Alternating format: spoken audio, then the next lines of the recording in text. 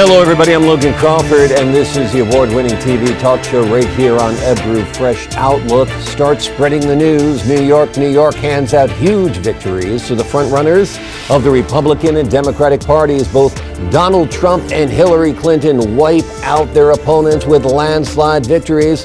Many believe that Hillary is now unstoppable in her quest for the nomination, and it is appearing that the same could be true for the Donald.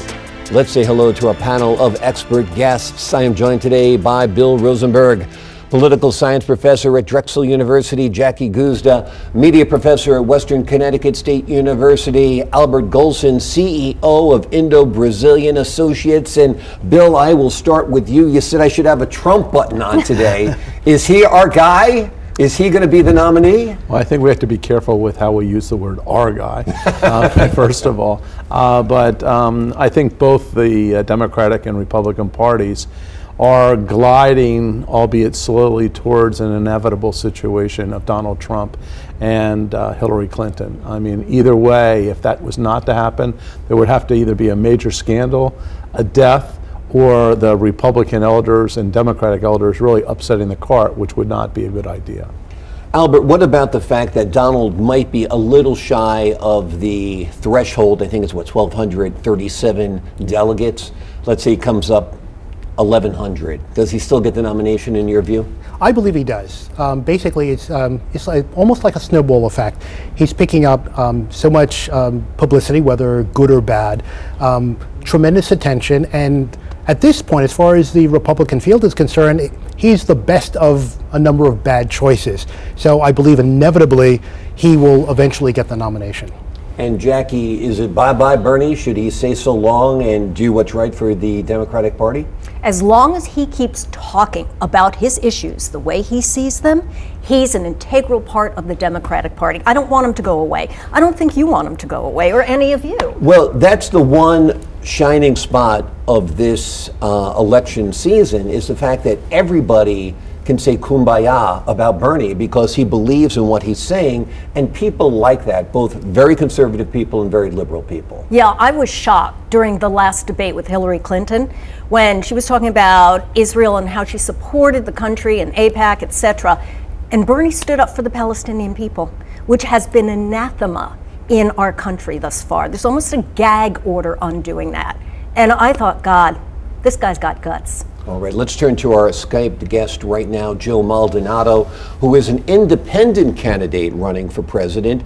Joe, tell me your view on the race for the White House, and tell me a little bit about your party and what your platform is all about.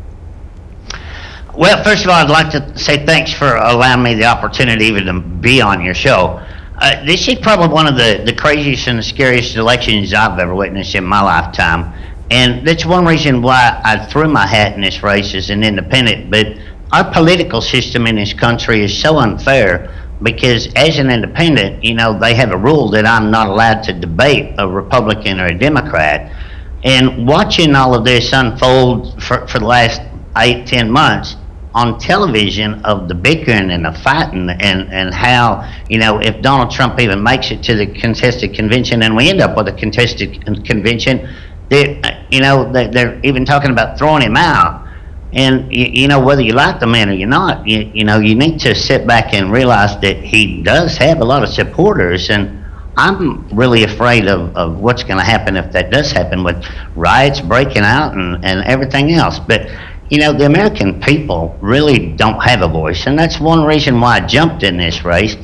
And, you know, right now I'm really, to a lot of people, they think I'm a nobody, but I'm actually taking a lot of votes away from this election.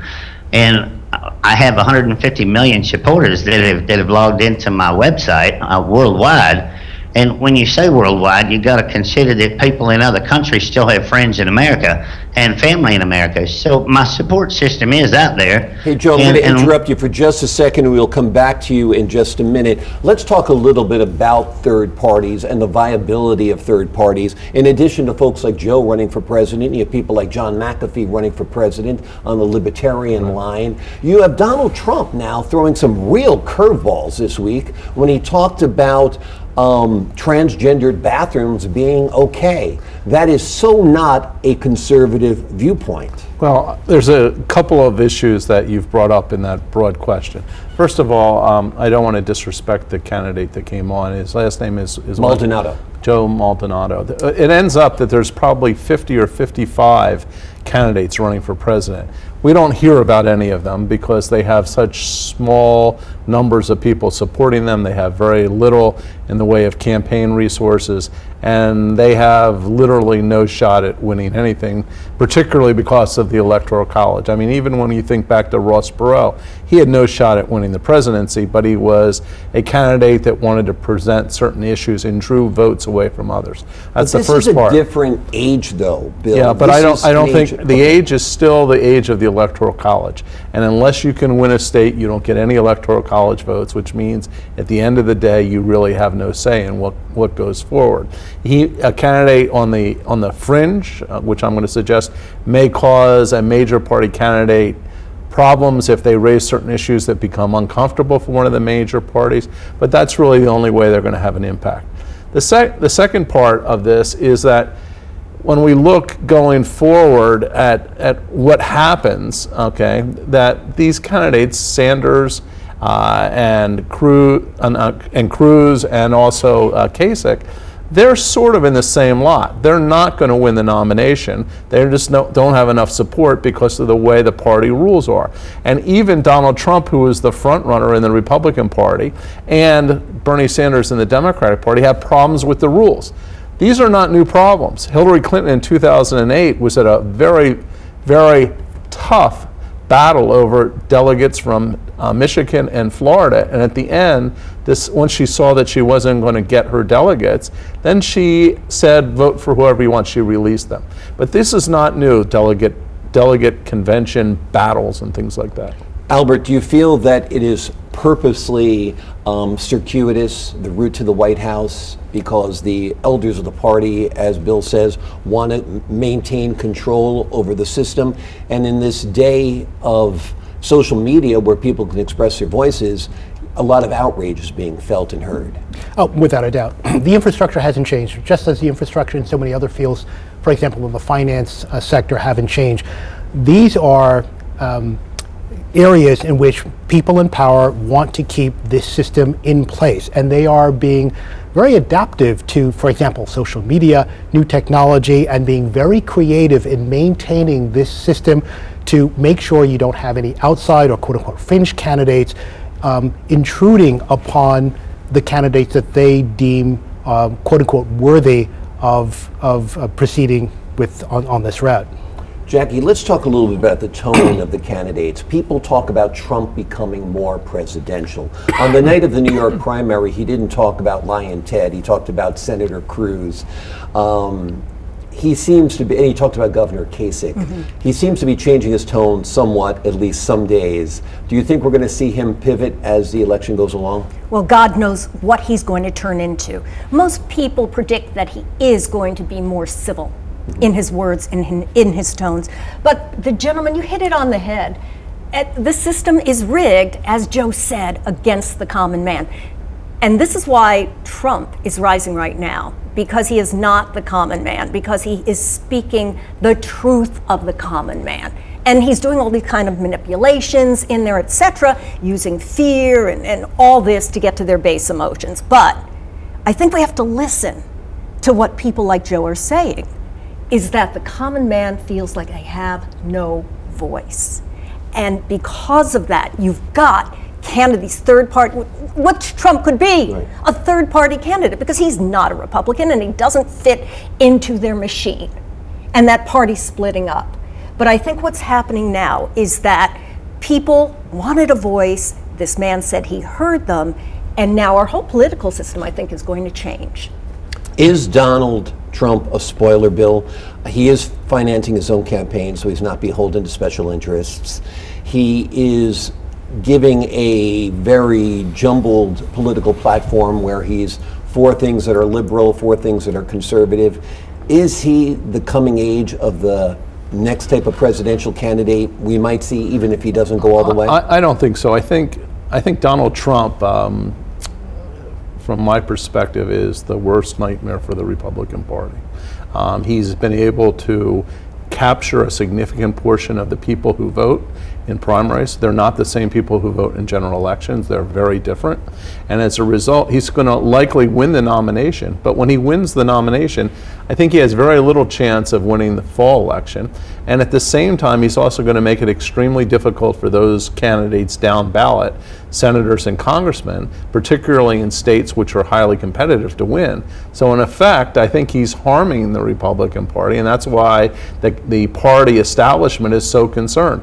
They don't want to lose control of the United States Senate. They work very hard to get that. They don't want to lose the House, or at least lose their margin in the House. So having him at the head of the ticket may appeal to an element within the American public who feels they don't have any voice, but it may not really help that element long term. It may actually hurt them. Although he's been throwing curveballs the entire election. I should also say that the comment that you made about him referring to the senator and the governor was the night of New York's victory. Right. The next day he started using Lion's Head again. Right, so. Exactly.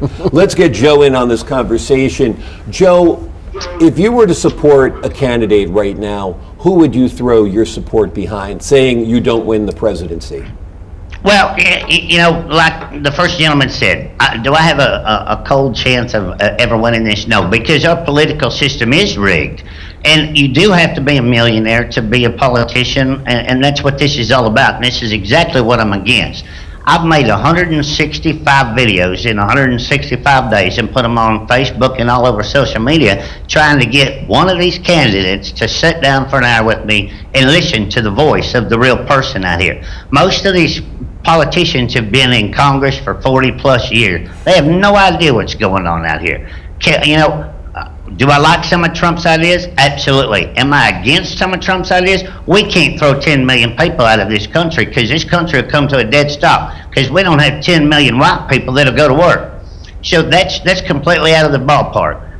Can we fix that problem? We could take 10 million illegal immigrants and charge them a fine and give them a social security number and put all that money into a program called Medicare and reform Medicare to where we can get health insurance and choices of our doctors, and we can get rid of the CEOs of Aetna and people like that that are making $60 million a year while we can't get insurance. Joe, you make a lot of good points, and I appreciate your input, and I wish you a lot of success with your campaign. And I'd like to sit down with the man and discuss some of these. Bernie Sanders has so much support right now of free people wanting college, okay? That's why he has support. Here we go. Let's get Jackie in on the conversation, Joe. For a bunch of people that are too lazy to work now. Already. All right? That sounds good. I think that's what we call a filibuster. Jackie, I'm going to give you the final word on this. As we go forward, next week is another Super Tuesday of sorts. Pennsylvania and a host of other states will be voting. And apparently they're going to all go for the front runners, if you are to believe the polls. Absolutely. Absolutely. And you know what? So what? it's going to be Trump versus Hillary. Yes. And President Trump is going to prevail. God help us. God help us. Yes. Okay, I'll leave that as your final thought. Thank I'm you. not endorsing anyone, but I do try to be a little provocative and inflammatory here. And I wouldn't be surprised, though, if he did win, because I think he's going to pivot left. I've been saying that all along, and I also predicted way back when, a steak dinner riding on it, that he would be the nominee of the party. He is not yet. We will see. Jackie Guzda, Bill Rosenberg, Albert Golson, thanks for your time. And Joel Maldonado, go check him out online if you'd like as well. Straight ahead on Facebook, the Supreme Court tackles immigration. What does a divided court mean for those who await the ruling? More on that